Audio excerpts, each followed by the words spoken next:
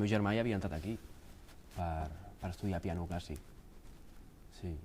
I va ser llavors això, el meu germà li havia dit que era una escola molt bona.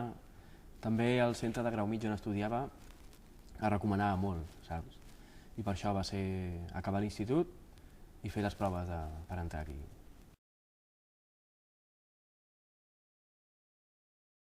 Depèn de què, clar. Si vols donar classes de professor, crec que sí que et pot ajudar que estiguis a l'ESMUC, no? Perquè ja que era imatge de prestigi. Però a l'hora de donar concerts sí que has de demostrar el que vals, jo crec. Vaja.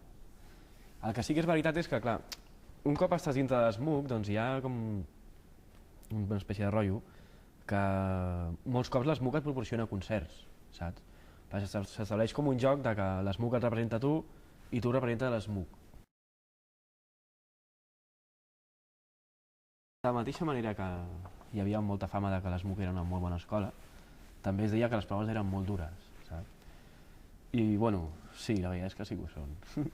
Diguem que eren diferents a tot el que t'ensenyaven al grau mig, saps? I inclús els professors de grau mig anaven una mica cegues, saps? No sabien molt bé què t'havien d'ensenyar.